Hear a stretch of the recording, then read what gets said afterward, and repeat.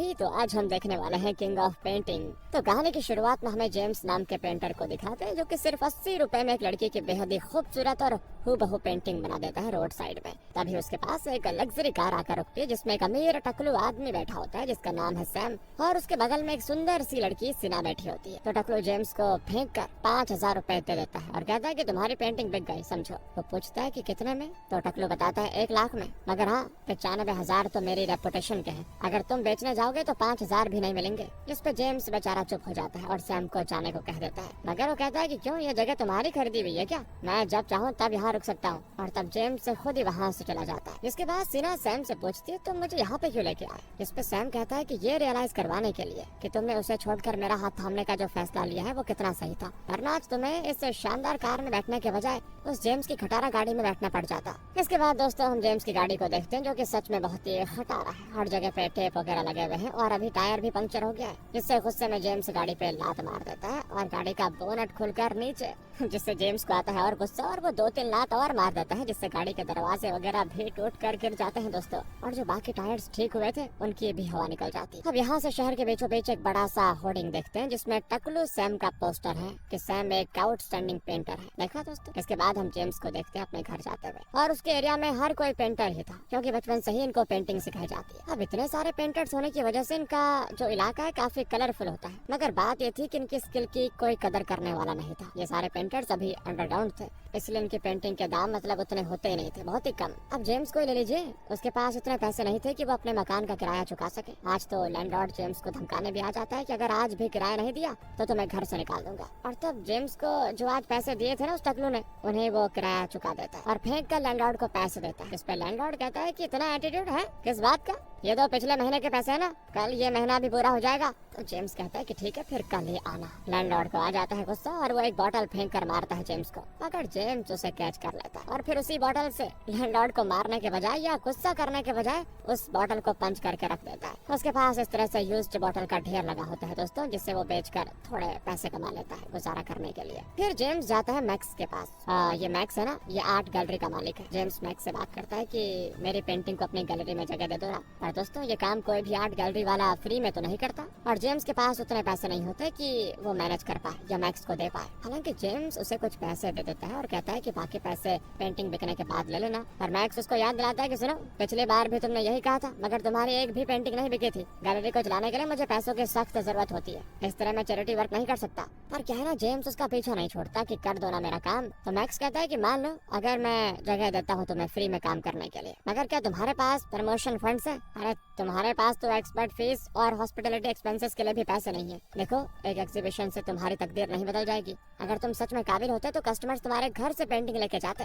देखो सच्चाई तुम एक्सेप्ट कर लो कि तुम एक अच्छे पेंटर नहीं हो। अगर तुम फ्री में भी अपनी पेंटिंग्स दोगे ना मुझे, तो मैं तो उसे अपने घर के फ्लोर तक में नहीं लगाऊंगा। वहीं तुम सैम की पेंटिंग्स देखो। अच्छा इसी स्वीट पोटैटो वाली पेंटिंग का एग्जांपल ले लो, इसे देखते मुझे इसको खाने का मन करने लग गया। बताओ तुम समझ रहे हो ना मैं क्या कहना चाह रहा हूँ? जेम्स कहता है अगर आप सैम को एक अच्छा पेंटर मानते हो तो ये आपके भूल है। मैक्स कहता है कि देखो मुझे पता है तुम्हारी एक्स गर्लफ्रेंड को उसने तुमसे छीन लिया, इसलिए तुम उसे पसंद नहीं करते, मगर मेरे लिए तो वो एक बेहतरीन पेंटर है क्योंकि उसकी पेंटिंग से मेरी कमाई होती है। और अगर तुम मेरी सलाह मानो तो तुम्हें अपने होम टाउन लौट जाना चाहिए और कोई ढंग का काम करना चाहिए जिससे तुम्हारी लाइफ डिसेंट चल जाए। सक्सेसफुल पेंटर बनना तुम्हारे बस की बात नहीं लग रही। तो जेम्स कहता है कि ये बस आपकी सोच है समझे, दूसरे लोगों को मेरी पेंटिंग बहुत ही पसंद आती है। मैक्स पूछता है किसे? तो जेम्स बताता है बार बार शॉप पे काम करने वाली टीना को। मैक्स कहता है पर वो तो अंधी है ना, तुम उसकी बातों पे यकीन कैसे कर सकते हो? इसके बाद हम टीना को ही देखते हैं, जो कि दिखने में बहुत ही सुंदर है मगर बेचारी ब्लाइंड है दोस्तों, वो देख नहीं पाती। खुद का खर्चा उठाने के लिए वो बार बार शॉप पे कस्टमर्स का बदन दबाने का काम करती है, थोड़ा मसाज वगैरह। और कुछ गलीज टाइप के कस्टमर्स भी यहाँ पर आते हैं जो कि बेवजह टीना को परेशान करते रहते हैं। वैसे आज इनके शॉप पे ये चंगू मंगू नाम के 2 बदमाश आए हुए हैं। वो टीना के पीछे हाथ मार कर कहते हैं कि बताओ बताओ किसने मारा।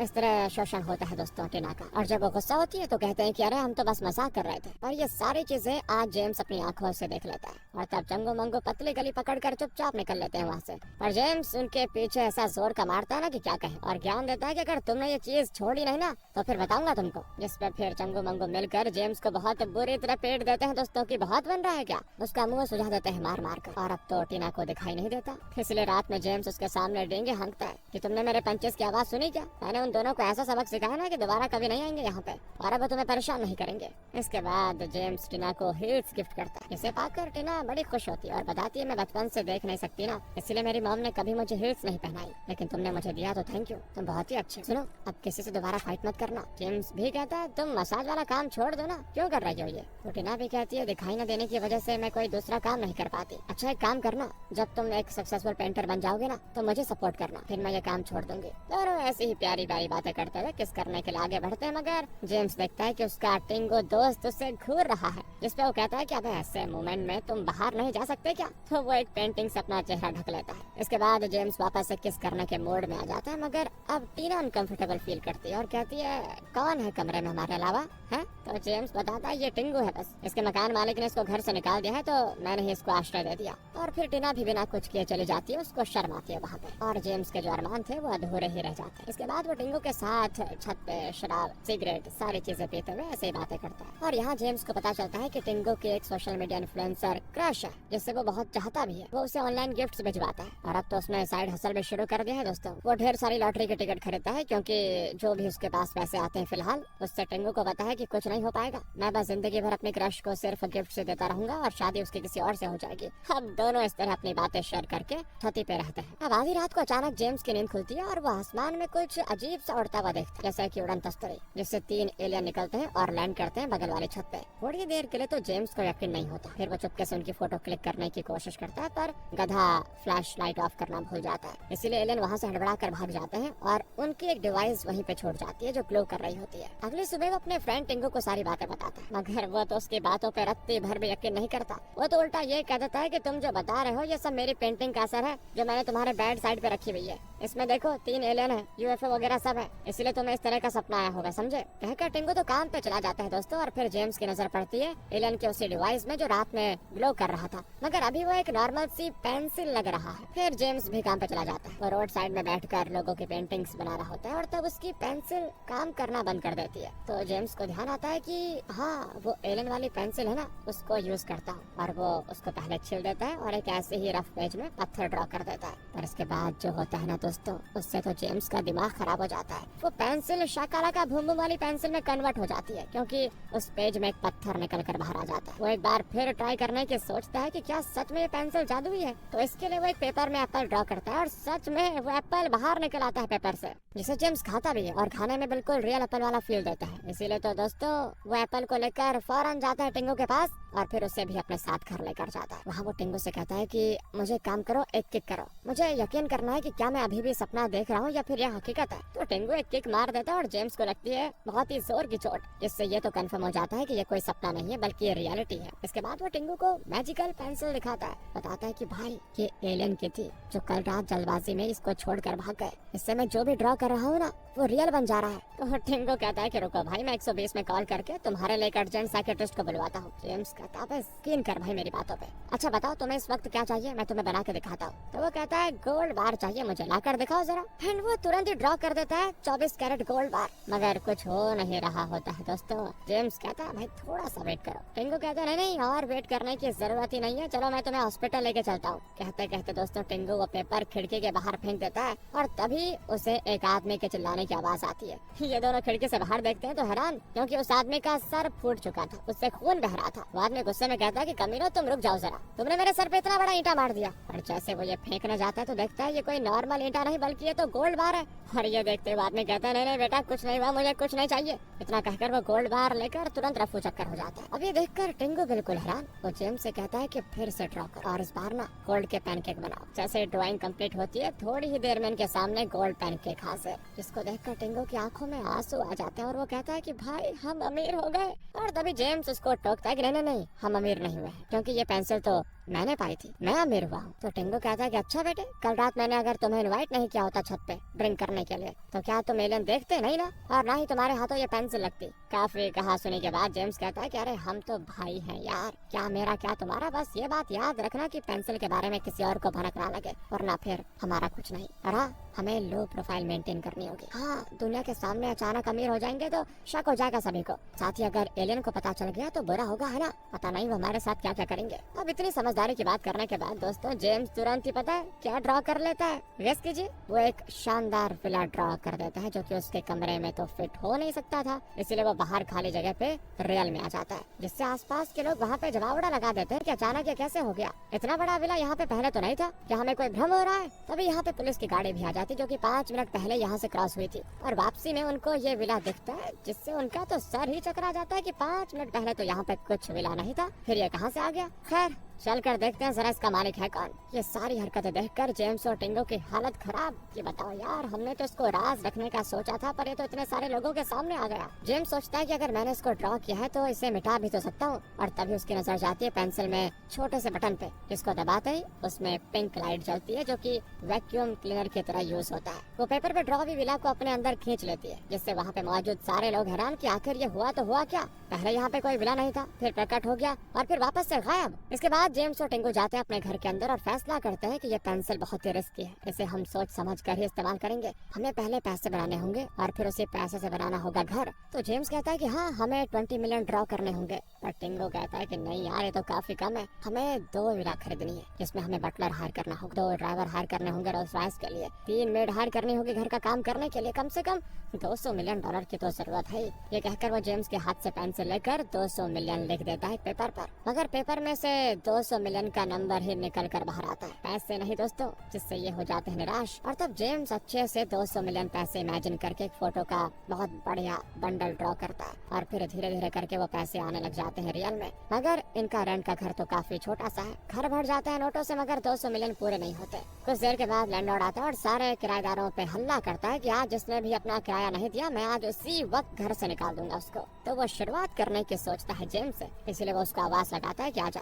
और दोस्तों आगे जो देखता है ना, उससे तो लैंडलॉर्ड के होश उड़ जाते हैं। जेम्स और टिंगो बहुत ही मोटा सा रेड और ब्लू कलर का कपड़ा पहन कर आते हैं और बड़े ही स्टाइल से चिल्लाते हैं। ये देखकर लैंडलॉर्ड पूछता है कि इतने अजीबोगरीब कपड़ों में गर्मी नहीं लग रही है क्या? वो कहती है हाँ लग तो रही है, बहुत ज्यादा लग रही है। लैंडलॉर्ड कहता है तो फिर उतार दो ना, पर जेम्स लैंडलॉर्ड को उसी का डायलॉग चिपका देता है कि ये तो गरीब लोगों की सोच, हम गरीब नहीं है। वो बहुत ही बड़ा सा कूलर मंगा लेता है जिससे पूरे एरिया में ठंडा हो जाता है। इसके बाद वो कुछ लोगों को बुलाता है जिनके हाथों में पैसों से भरा सूटकेस होता है, और तब टिंगू ऐलान करता है कि भाइयों और बहनों, आप सब अपना अपना घर बार छोड़कर इस शहर में आर्टिस्ट बनने आए हैं, इसलिए आप सही से रेंट नहीं दे पा रहे। हम आप सभी का अगले 100 साल का रेंट भी आज ही पे कर देते हैं। आपसे आप निश्चिंत होकर अपने गोल पे फोकस कीजिए, जिससे सभी का मुंह खुला का खुला रह जाता है। दोस्तों इसको हो क्या गया है, पर वो इनके काम से काफी खुश होते हैं, तो तालियां बजाकर इनका शुक्रिया अदा करते हैं। फिर जेम्स और टिंगो अपने स्टाफ के साथ रोल्स रॉयस में बैठकर निकल जाते हैं विला खरीदने के लिए। वो जहाँ जाते हैं दोस्तों विला खरीदने के लिए, वहाँ पहले से सैम अपनी गर्लफ्रेंड सिना के साथ गया होता है। वहाँ एक विला की कीमत 15 मिलियन होती है, मगर सैम का बजट 10 मिलियन का है, इसीलिए वो अपने बजट के अंदर कोई सस्ता सा विला लेने की बात करता है। मगर सिना को तो वो 15 मिलियन वाला विला बहुत ही बढ़िया पसंद आ गया था, और जब वो जेम्स और टिंगो को यहाँ पे आते हुए देखता है ना, तो उनकी बेइज्जती करता है। अरे यहाँ चावल बोरी नहीं मिलता भाई।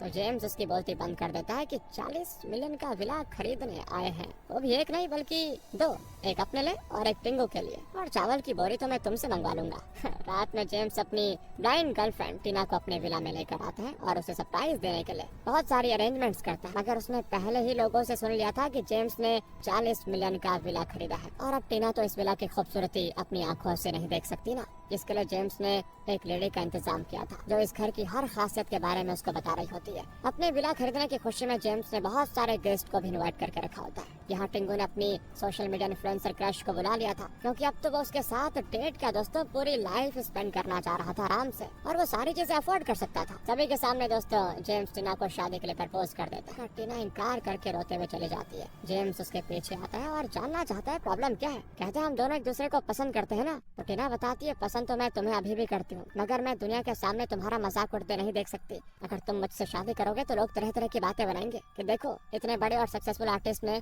एक अंधी लड़की से शादी कर ली। तो तब जेम्स उसको समझाता है कि ये सब मेरे आर्टिस्ट होने की वजह से मैंने हासिल नहीं किया, बल्कि ये तो एलन की शाकालाका बूम बूम पेंसिल की वजह से हुआ है। और जब जेम्स टीना को ये सारी बातें बताता है ना, तो वो कहती है अरे ऐसा है तो मेरे लिए आँख बना दो ना, मैं दुनिया देख पाऊंगी। इसलिए अगले दिन दोस्तों जेम्स अपने विला में टीना और टिंगू के सामने आइज ड्रॉ कर देता है, जो कि टीना की आंखों में जाने के बजाय टिंगू के कंधे पे आ जाती है, जिसे फिर जेम्स जल्दी से रेज भी करता है। अब टीना उदास हो जाती है कि ये तो काम नहीं कर रहा। तब जेम्स और टिंगू दिमाग लगाते हैं और लगातार 5 घंटे की मेहनत के बाद पूरी की पूरी टीना को ही पेपर पे ड्रॉ कर देते हैं। पर इन्हें डर भी लग रहा होता है कि कहीं इस टीना के रहते बाहर एक और टीना क्रिएट हो गई तो क्या होगा। मगर होता यह है दोस्तों कि पहले ओरिजिनल टीना होती है गायब और फिर ड्राइंग से टीना निकलती है जिसकी आईज होती है। वहीं दूसरी ओर मीडिया में तो हड़कंप मच जाता है, क्योंकि हॉलीवुड की सबसे खूबसूरत हीरोइन जिसका नाम मारिया है, उसकी आई बॉल्स अचानक से गायब हो जाते हैं, जिसकी वजह से उसको तुरंत ही एम्बुलेंस में डालकर हॉस्पिटल लाया जाता है। और यही नहीं, इसके बाद मीडिया वाले इस तरह के कुछ और केसेस को भी ढूंढ निकालते हैं, जैसे मिस्टर वैंग जिनका विला अचानक से गायब हो गया था, उनका इंटरव्यू लिया जाता है। वो बताते हैं कि लास्ट फ्राइडे जब मैं अपने यार्ड में फूलों को पानी दे रहा था तो अचानक से मेरा विला 10 मिनट के लिए गायब हो गया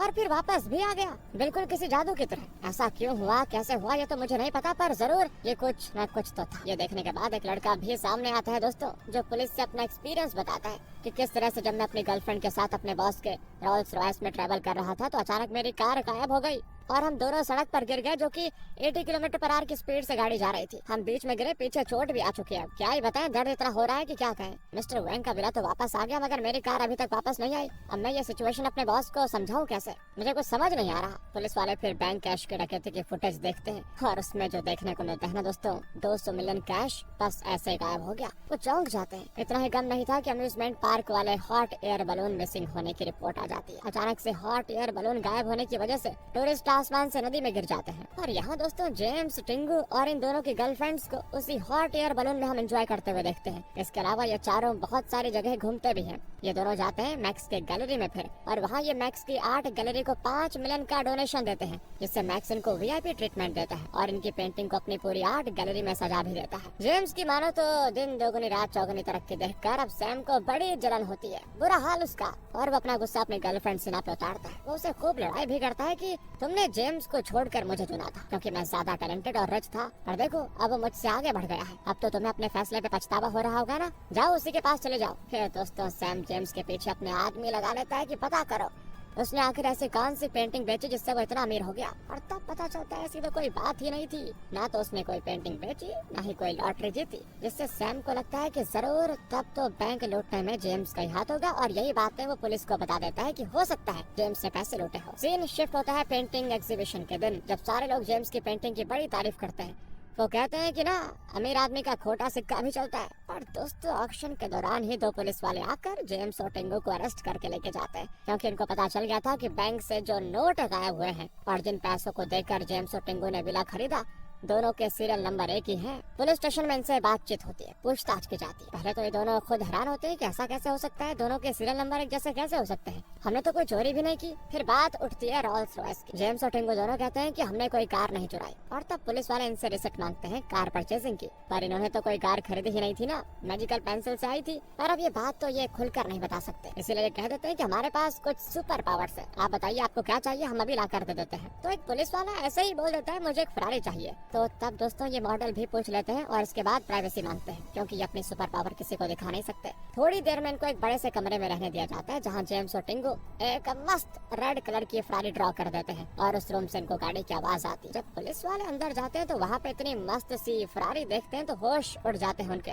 इसके बाद क्या था, उनको जेम्स और टिंगू को छोड़ना पड़ता है। बाहर बहुत ही मीडिया जमा होती है। इनसे जेम्स कहता है कि हम तो बस पुलिस की मदद करने के लिए आए थे। फिर जेम्स और टिंगू भी इन्वेस्टिगेट करते हैं कि क्या ये सच बात है कि जो हम उस जादुई पेंसिल से ड्रॉ करते हैं वो जादू से क्रिएट होने के बजाय सिर्फ कहीं और से टेलीपोर्ट होकर हमारे पास आ जाता है। यानी ये क्रिएट करने वाली पेंसिल नहीं बल्कि टेलीपोर्ट करने वाली पेंसिल है। टीना को जब पता चलता है ना कि जो मेरी आंखें, मतलब जो आंखें मुझ पे लगी है वो किसी और की आंखें जो फिलहाल अंधी बनी हुई है, तो उसको बड़ा दुख होता है, यानी उस एक्ट्रेस मारिया के लिए। दूसरी ओर अभी तक पुलिस वालों को भी पता चल जाता है कि जो फरारी आज जेम्स ने अपने सुपर पावर से लाकर खड़ी कर दी थी वो एक स्टोर से गायब हो चुकी है। पर सुपर पावर से रिलेटेड कोई कानून नहीं है ना दोस्तों, तो ये जेम्स को क्या सजा देंगे। इसलिए लिए वो अपने हायर ऑफिसर को सारा मैटर बताते हैं। उन्हें भी बड़ी हैरानी होती है और वो थोड़ा वक्त मांगते हैं सही एक्शन लेने के लिए। फिलहाल वो इन दोनों पुलिस वालों को जेम्स और टिंगो पे नजर रखने को कह देता है। कुछ ही देर में सिन्हा जेम्स के पास आती है। उसके चेहरे पे मार खाने के निशान वगैरह देखकर जेम्स घबरा जाता है और पूछता है क्या हो गया। तब वो शराब पीते हुए जेम्स को बताती है, मेरा ये हाल उस सैम ने किया, क्योंकि वो तुम्हें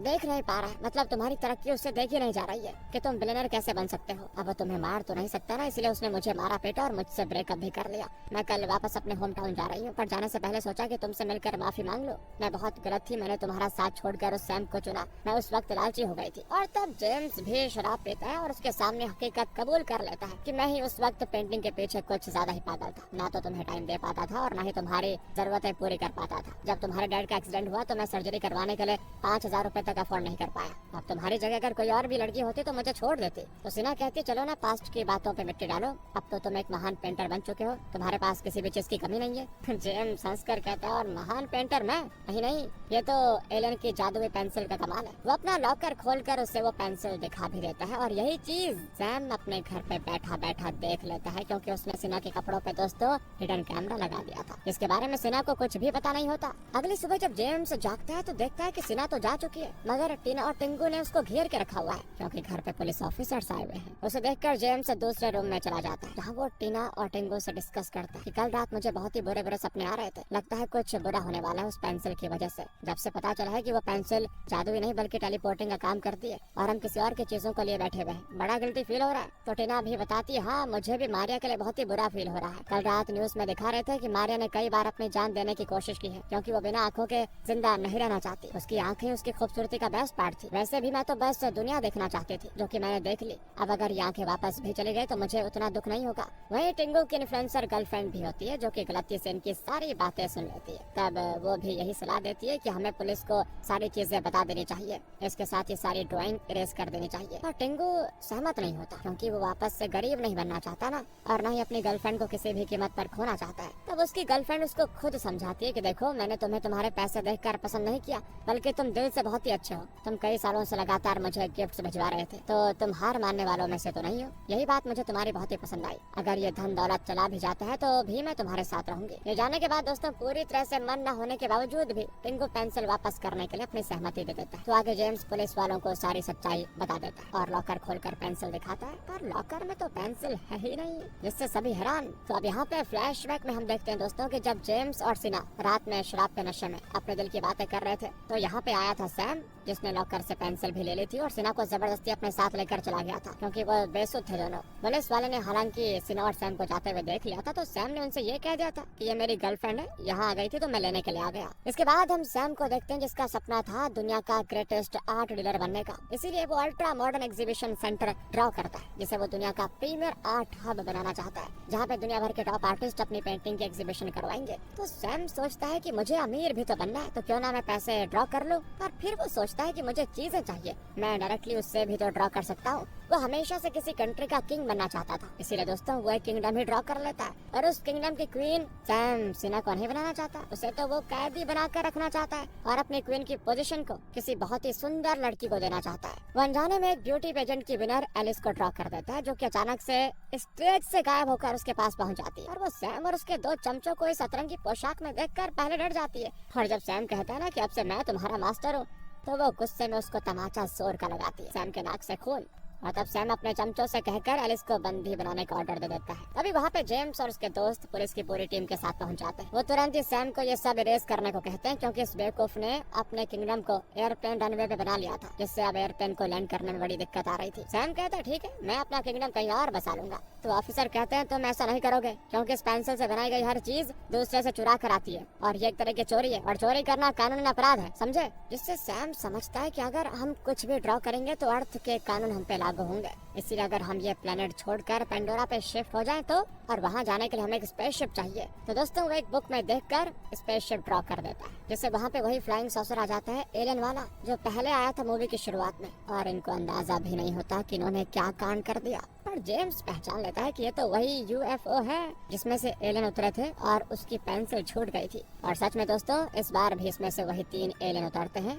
वो जेम्स का गला पकड़कर उठा लेते हैं उसको, और तब जेम्स सैम की ओर इशारा करता है जिसने एक टैंक ड्रॉ कर लिया था, ताकि वो पुलिस के साथ साथ एलियन को भी बम से उड़ा दे, ताकि फिर कोई भी सैम और जादुई पेंसिल के बीच में ना आ पाए। पर एलियन अपने टेंटिकल से टैंक का मुंह तक मोड़ देते हैं, जिससे अगर फायर होगा तो बम वहीं पे ब्लास्ट होगा। और तब सैम और उसके 2 चमचे माफी मांगने का फैसला करते हैं एलियन से, मगर वो तो उन तीनों की पिटाई ही करने लग जाते हैं। और तब सैम उनकी पेंसिल उन्हें लौटा देता है। एलियन बड़ा गुस्सा होता है कि तुमने मेरी डिवाइस को छील दिया है, और वो सैम को जान से मारने वाला होता है। पर तब जेम्स आता है सामने और अपनी गलती एक्सेप्ट करता है। इस पेंसिल को मैंने छीला था, मुझे लगा ये पेंसिल है। अब सभी को लगता है कि जेम्स का क्या होगा, ये तो पक्का जेम्स को मार डालेंगे, पर होता इसका उल्टा है दोस्तों। वो एलियन कहते हैं कि ये प्लेनेट भी लगता है हमारे प्लेनेट की तरह ही है, यहाँ भी कुछ बुरे और लालची लोग हैं, पर कुछ अच्छे और ईमानदार भी हैं, इसलिए हम चलते हैं, हम कोई नुकसान नहीं पहुँचाएंगे। तो तब जेम्स कहता है, एलियन भाई साहब, ये सारी चीजें भी रेस कर दो, ताकि जो चीज जहाँ की थी वापस चले जाए। तो एलियन एक बटन प्रेस करता है, जिससे ये किंगडम, सोने का ईंटा, बैंक का पैसा,